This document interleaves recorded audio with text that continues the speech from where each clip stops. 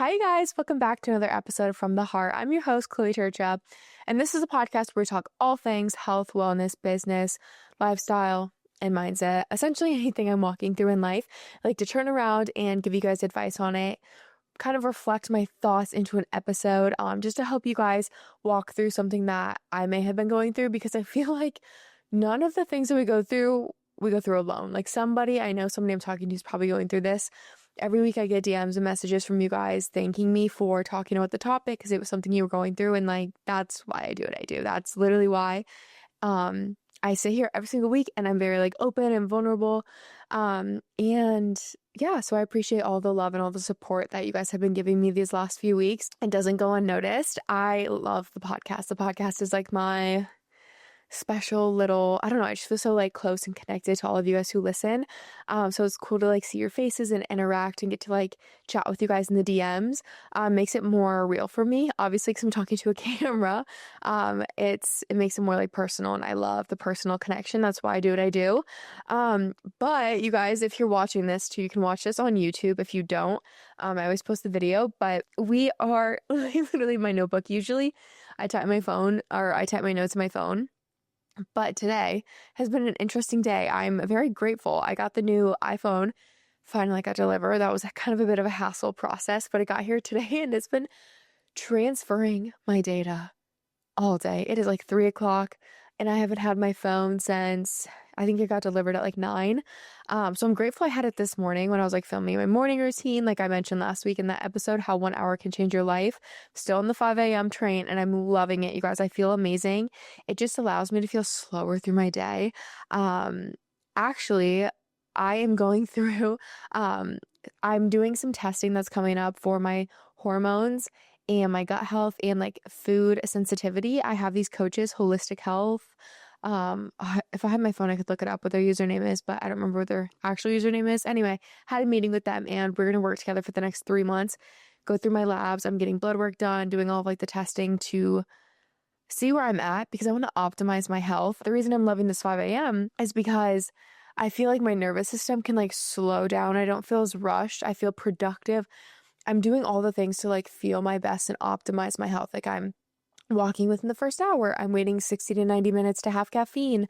I am journaling and Bible studying. Well, no, I'm not. I need to be better about journaling, to be honest. But I'm like doing my Bible study. I'm like taking my morning, doing my skincare. I just like feel like I set my day up so well to succeed. And I used to get up like 6:15, 6:30. So like I'm only really getting up an hour earlier, but like that hour has made such a difference.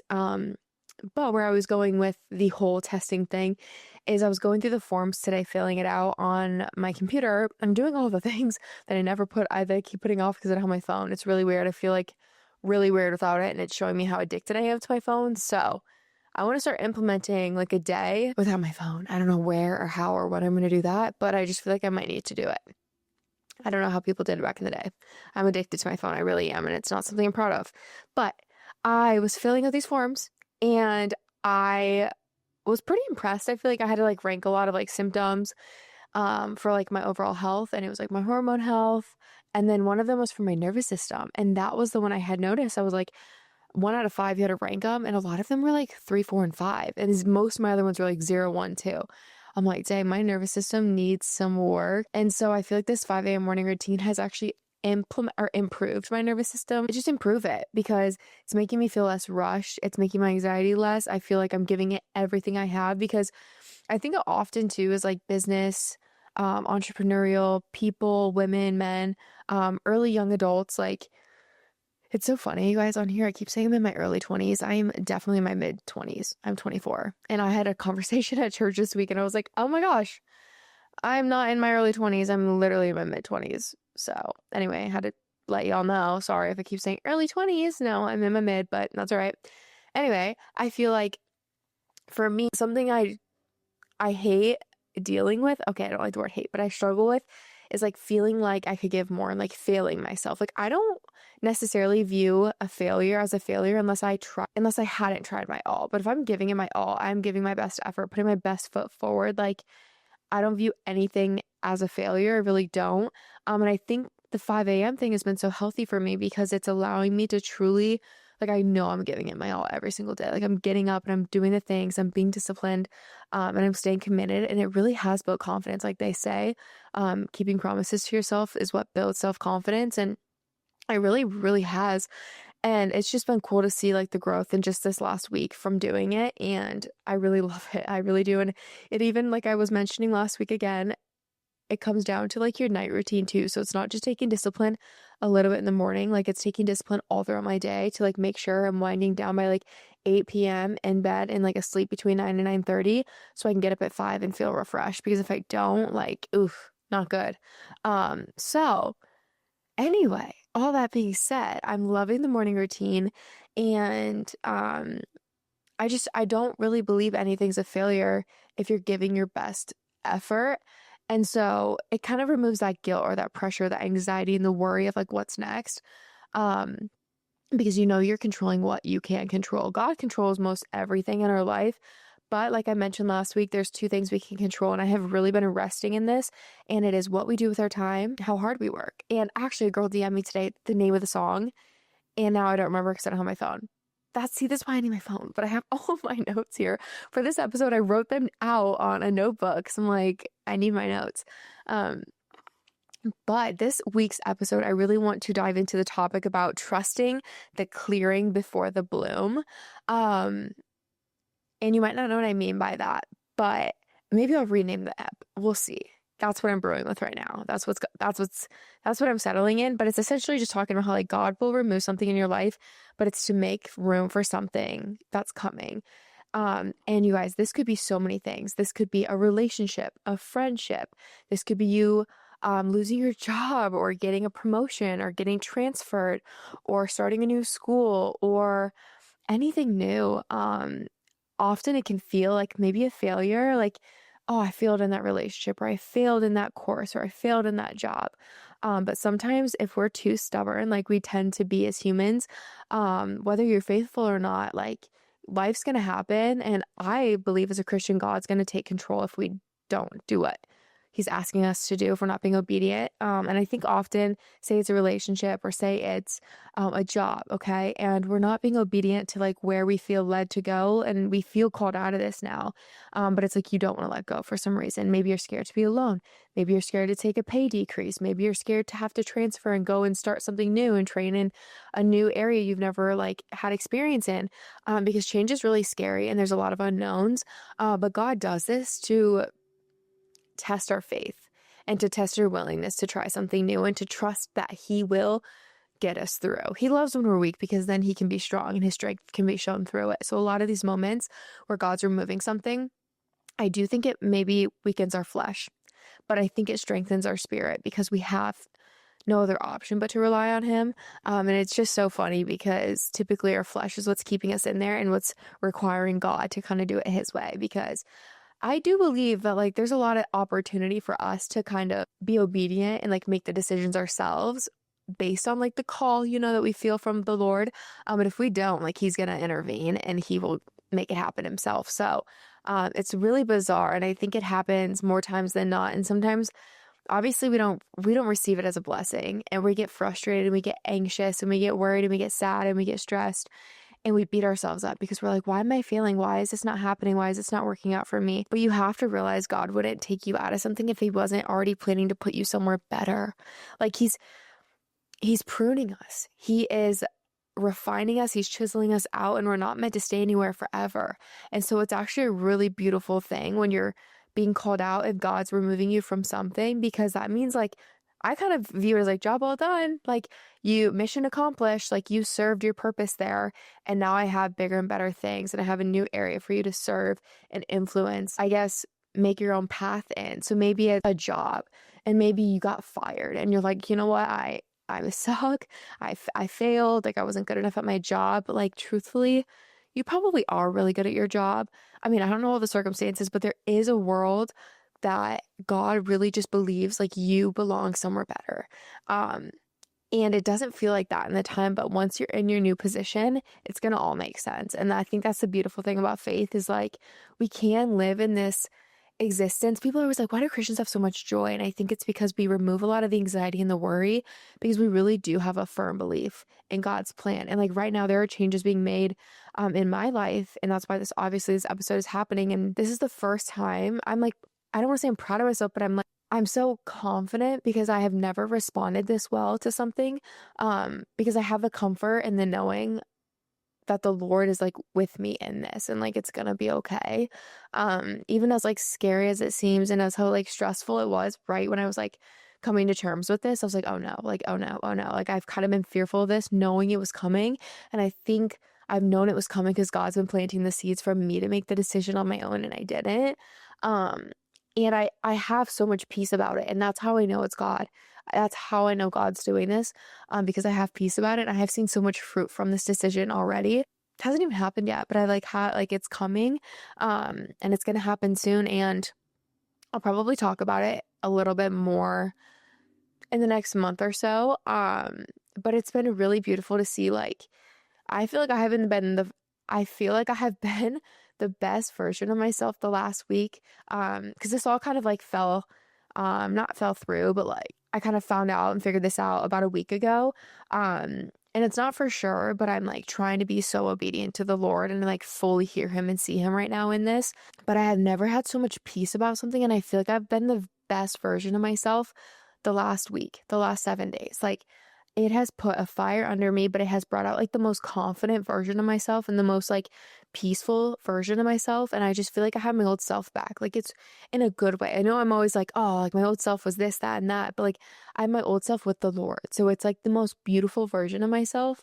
Um, and it's just showing like how much God has worked in my life. And this is the one area that I have been scared is for him to intervene and like intercede on, but he's doing it. I'm realizing it's not as scary as I thought.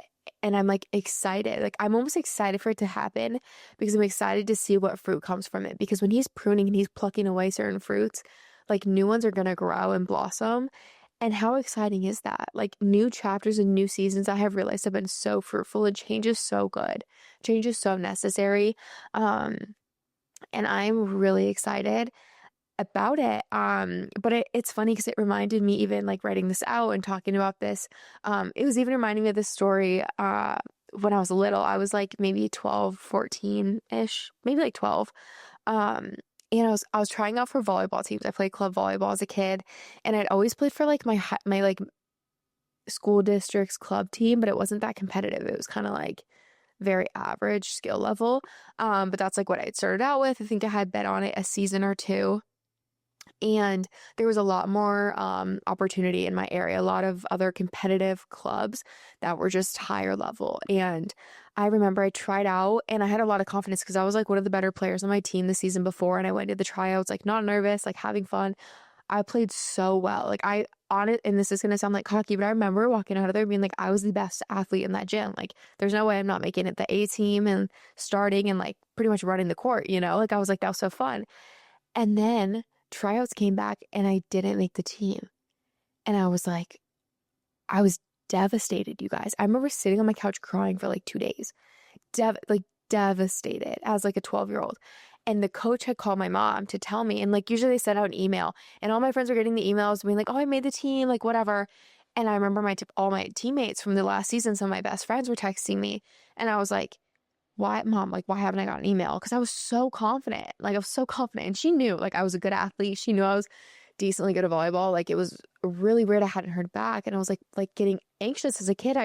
This is burned in my memory because this was like kind of traumatizing in the moment. And I remember my mom just trying to come up with the words of like, honey, like, I don't know. We haven't heard, like, something's got to be up. Like, I'm sure they'll reach out soon. And I just remember not hearing back. And then she came to me and she's like, sweetie, I'm so sorry, but they don't have a spot for you this season. But she's like, the coach had called my mom and was like, and not even just email, but like called my mom and was like, hey, there's another club. There's another tryout. It's this date. It's at this place. Like, send Chloe. And my mom's like, you got to go. And I'm like, okay, like, I guess. And keep in mind, you guys, I was such a shy kid. I loved the comfort of I loved to know what was going on. I hated change. I hated not knowing people. I was so shy. All my best friends from my school were on this team all together. And I remember being like, okay, well, I want to play volleyball, so I guess I'm going to do what I have to do. And I go to this tryout. And I remember being like, I am not the best athlete in this gym. I was so humble. I going into this, I knew I wouldn't be like, I knew this was like a higher level, higher skilled club, but I was like, oh my gosh, like deep breaths. And I kind of walked out of there being like, you know what? I gave it my best. I don't think I even performed as good at that tryout than I did the one prior that I didn't make. But I was like, you know what? Like, whatever, it is what it is. And I ended up making like the highest level team of my age group. And I was like shocked. I'm like, I'm gonna be the worst kid on this team. Like, there's no way. I was like, Mom, are you sure? She's like, honey, yeah, like you made this team. I'm like, how did I make the highest level at this club? Like, cause there's like, I think there's like two or three like teams, like an A seed and then like a B team. And then you just didn't make the cut. So it was like a huge deal that I was like top 10 in the tryout. I'm like, what? And a lot of these girls too, like there's not that many places when you try out for teams. Like they essentially carry from like one season to the next, you know. So there's only like a couple spots open on this team from the girls who like had left that team prior because their like team was good the season before. And so I remember coming into this new team and like not knowing anyone. A lot of them had played together the season before. And I was like, I am not qualified to be on this team. And you guys, it was the biggest blessing. It was the biggest blessing. That season was probably one of the most memorable, one of the most fun teams I have ever played on. Was I the best person on the court? No, not even close. And that was different for me, but it was such a blessing because you shouldn't be the smartest. You shouldn't be the best on the team. Like it's so important to have people better than you around you to bring you up. The amount of development that occurred that season for me was insane. I came back a completely different player. I knew more about the sport of volleyball. I knew more plays and drills. I had more skills. I knew how to like see the court differently. And it was such a fun season. We won and we were so good. Our team was so good. We qualified for nationals. We went to nationals. Like I never got to do any of that. Nationals wasn't even an option for the team prior. Like they didn't even do that. My team ended up like, I think we placed at regionals or something. I don't remember, but like I made some of my best friends that season. My mom made some of her best friends. She still talks to some of the moms from that team. And it was just so much fun. We did so much travel. And I remember being like, wow. And this is before, like, I was Catholic. I knew about Jesus and stuff. But now it's like looking back and I'm like, God so had his hand over that. I truly believe like that coach that didn't put me on the team knew I had more potential. And so she wanted me on a higher skilled team. And I'm like so grateful for it. So with all that being said, it's like in these moments where we're like losing a job or getting dumped or all these things and it can feel awful. It's like, it's actually the biggest blessing ever. Or if you're in a relationship and you just got broken up with and you're like, why? I thought I was going to marry this person. It makes no sense. It's like God probably put it on their heart to end that relationship because they knew that you couldn't yourself. Like you couldn't do it, but it wasn't your person. And then when you meet your person, it's going to make so much more sense. And you're like, thank God. Thank God he intervened because the things that are happening in my life, like it's better than you can ever dream or imagine. Like God does those things. So if you're in a season where it's like stressful and you feel like you're failing and you just can't figure it out, I promise you, like on the brink of something huge. Like God is chiseling and refining you and he is removing you to plant you somewhere even better. And it's an exciting time. And I think it all like you have control of how you respond to this. Okay. And so it's like when you're walking through this, instead of like being in a lull, because that's how I used to be is like kind of throw a pity party for myself and be mad because I used to hate failing. I used to hate failing. I was like so ashamed of it because I always figured it out. Like I always pulled it off and I never failed. Like there isn't a lot of things in my life that I would like fail at. I feel like I always just did well, like in grades, in sports, in work, in anything. Like I just figured it out somehow. And I always kind of felt like I had this pressure, like having to figure it out, and like having to be the one like to not worry about it. It's like, I'm going to be okay. And I'm always going to be at the top of my game. And God has to humble us. Okay. So he's been doing that for sure in my life. But it's been so cool to see myself like accept this because in such a different way than before. And it's so crazy because it's like, you know what? I've had the best last 7 days. It's been so fruitful, so enjoyable, had so much joy and so many fun moments and experiences. And it's because I chose to have a positive perspective on this. And it has genuinely built my confidence. It has done the opposite of what I would have assumed it did. I would have thought I was like down in the dumps, sad, depressed, felt like a failure, just felt crappy about myself and had like a really crappy week. But I've actually had the best because I decided to put faith in the Lord and be like, okay, this is happening for me. This is not happening to me. And there is nothing that I could even do right now to change the outcome of this because it's going to go the way God wants it to go. He will do certain things that like stop me from something, or he's just trying to like wake me up in this area and maybe I will stay with it, but like with a new perspective. I don't know, but I'm trusting the way that he's working in my life. I guess for you guys, it's like, don't have the why, like the why mindset and oh my gosh, and I'm a failure and everything's going bad. It's like, no, everything's actually just getting really, really good. Everything's actually just getting better than you can ever imagine it. Because the loss is never a punishment. It's never a punishment, the loss of anything, but it's preparation. You have to kind of shed your old skin to, come into your new skin. And that in between is scary. It can be scary. And it's not easy by any means, but so much development happens, so much character building, so much maturity. Like you're going to think, act, and move different because of this in a good way, a way that you never had before. But you guys, that's how we level up as humans. It's how we advance. It's how we progress and we grow. And that's what we all want. Like if you're listening to this podcast, like I know you're into self-development. I know you're into like bettering yourself and, taking yourself to the next level. And so if you're in this season or there is a season that you've been through, because I know we've all been through this, or maybe this is preparing you to walk through it in the next season that's similar to this, but it's like, know that that was not you failing. That was just God transitioning you into a new season. So trust what's being removed because it's making room for what's meant to be in this season of life. And life's a cycle. That's what I'm saying, you guys. It's like, this is preparing me for something really great. I'm kind of at the lull right now. It's kind of scary. And I wanted to feel like failure, but I don't. But I know like I'm on the come up of something great and I'm going to ride that out, baby. But it's like, okay, well, I better take everything I'm learning from this because life's gonna life. And I'm probably going to go through this in some other form of life in who knows how long, but like life's a cycle. Life has seasons and it keeps repeating itself. So I think building a really firm foundation in your faith is so important because it's what's carried me through this. And it's what's kept like my head on straight and my thoughts clear. And I feel like I am so locked in, but so joyful and so happy and so clear. And I feel like I haven't felt like this in like years. And genuinely, when I say this, you guys, at least 3 years, I have not felt the way I have felt the last week. And it is so good because like I said, it was the best versions of myself 3 years ago, the hardest working version of myself, the dedicated, the disciplined version of Chloe, but also everything, all the growth that's happened in those 3 years applied to that. So it's such a cool version. I'm like proud of myself for it. And it's exciting, like I said. So like you have that in your life too. It's just you got to reflect and find it. But God is such a strategic remover. Like the time of it and all of it, like it's so intentional. So it's like right now you might be like, this is the worst time ever. This is the worst time ever. Like it's Q4 and I have goals to hit and I might not hit them. I'm gonna go into the next year like failing, single into the holidays, like whatever it is. But trust the timing of it, okay? Like even when the biggest testament to like God's timing and divine timing was one, me moving to Arizona, Jake getting injured in baseball, and my lease timing out with the seasons, and when Jake wanted to move and when Jake could, all the timing perfectly aligned for Jake and I to move to Arizona together. At least like it didn't cause any like stress or inconvenience on any of our parts. Like it was so seamless and we did it with such ease and peace. That's how you know God's in it.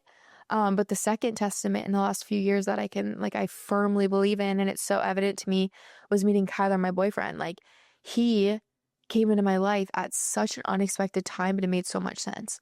It was like 2 weeks before after I had like sworn off boys. Like I was going through with boys and I decided like 2 weeks before meeting him, I cut off all these like toxic back and forth situationship crap with some people, like, well, not some people, it wasn't multiple, it was one. And then just like the back and forth with random guys that I thought maybe I was going to pursue, but like knew it wasn't right. Cut them all off. And I was like, you know what, God, I'm focusing on you and you only. And I did that for only 1 week. And Kyler popped into my life, but it was such a God was written all over it. Like I literally, in this journal, actually, I ripped it out and framed it for Kyler. Otherwise I'd read it for you. But I wrote out a prayer on December 31st, I think it was, or like January 1st. I wrote out a prayer list of what I prayed my boyfriend would be, my husband would be. And I was specific as heck. There's like 15 things. And I wrote them all out because Taylor's like, I did this and her husband now fit the list. And I was like, you know what? I'm going to do that. wrote it out, met Kyler, and I was like, wow, the timing was crazy. Because then Jake met his girlfriend Emma. A month after that, maybe not even. And it just worked so seamless and so perfectly, and it was so peaceful. And that's how you know God's in it. And so trust in the timing of everything. Because God has to clear space for alignment, okay? Like he has to clear the space, but it's not ever in vain and it's not to cause you pain. But if we're not being obedient to when he was calling us in the first place, it might feel more like pain if we're not being obedient, like if we're not following through when he's planting the seeds. Because a lot of times when these things happen, it's like, yeah, like you kind of predicted it. Maybe you feel like you predicted it, or you had this like sixth sense, or this feeling. It's like that was God preparing you, stirring your spirit, or telling you to make the decision and you didn't, so he decided to. But it's like none of it really comes at a surprise. Sometimes it does. Sometimes it does. Don't get me wrong. But like a lot of the times, at least in my life, like it hasn't. But he doesn't do something and take something away without intention, ever. He does it to replace it with something better that's more suited to your purpose in life. And I think that's the beautiful thing is, like I said, we're always growing. And so our purpose is always like developing and I think improving and having more of a significant impact. So with us leveling up and us changing, like variables in our life are going to have to change as well. Some of those are harder than others, but know that like when God's removing something, it's always to add back. He like multiplies. When God removes, he multiplies. So he gives back like 7 times, 10 times what he's taken away. And that's exciting. That's great. Because usually what you're partying with, you're like, oh no, I love it so much. Ah. But it's like, dude, he's going to replace it with even better. So like, why even worry? So I challenge you to try to reframe your mindset with these kind of things. So like reframe loss as like divine arrangement. Like God is divinely rearranging your life. You're not losing anything. You didn't fail at anything. It's not a negative. It's like a rearranging positive thing. So it's another thing too, like reframe how you sit with the in-between, because I think this is the hardest part. And it's kind of where I'm at or where I'm about to be at. Is going to be in between like the blessings, in between the removal, but before the replacement of it. Because there has to be time too. It's not always like instant. There's a lot of like kind of sitting between it. And that can be scary, but I think that's when you'll be the closest to the Lord. So it's also a blessing because you'll feel and see and experience his presence more than you've ever. That's a good thing. You know, you want to be close to the Lord. And if you're not giving enough time, like he's a jealous Lord too. So like he will make time. And sometimes things like these happen. So you draw nearer to him. So it's like always stay near and never be content and never be too comfortable with that, because it's such an experience. And then it's going to require you like this whole situation is going to require you to trust without seeing, like having blind faith. Like faith is blind. Like we can't see the Lord. We can't see God. We can't see Jesus, you know, like we can't see any of these things. Like we live in 2025. We can't visually see it with our eyes, but we can feel it. We can hear him. We can experience him. And so it requires you, I guess I should say, it requires you to be more sound and to be more still, to notice these things. Even for instance, you guys, today, not having my phone, I was like walking around, I was noticing things I've never noticed before. I'm like more present. I feel like my mind is more collected and calm. I feel like I'm even better spoken right now on this podcast. I feel like I'm like just more intentional. And it's been so crazy because I'm like not addicted to my phone scrolling and like running my mind busy the whole time. It's like when you actually sit in your presence, you experience him more. And that is a great, great, great thing. Okay. So I guess you guys, to kind of wrap this up, I would challenge you to reflect in your own life and be like, okay, what's God removing and where's God redirecting me right now? Because then maybe there's something in your life that you're in denial about or you're unaware because you haven't slowed down. You're too busy running around, running the rat race, as they say, you know, and not being still and present enough to notice these things. So use this as like time to think and reflect on that. And just kind of, you know, ask like, what am I still holding on to that I'm not letting God remove? Or what is God calling me to remove, but I'm not? Because that was me. Like, there's a few things that I think are like stirring inside. And I'm like, I know it's probably time to make a little bit of a change, but it's scary. But I do think when it's more so in your own decision, it's a little less scary than when it just kind of happens, because then there's no stopping it. I mean, there's no stopping it regardless, but I think God blesses obedience too. So it's always good to be obedient to something that he's calling you to or calling you away from. But it's not easy. I'm not going to say it's easy, but it's definitely worth it and it's definitely rewarding. That's the topic this week. Like I said, I think I'll talk more specific on this topic. Maybe we'll see, in the coming weeks or months. But I really am like truly not, all this is so from the heart, like this podcast says, and genuine and true. And I think we need to just really stop viewing like loss as failure and just view it as such an exciting time because that is what it is. And it's time for God to work, and he works better than anyone. He's a miracle worker. So put your faith in him. But yeah, that's all I have this week, you guys. I love you so much. Thank you so much for listening, and we will chat next week. Bye, guys.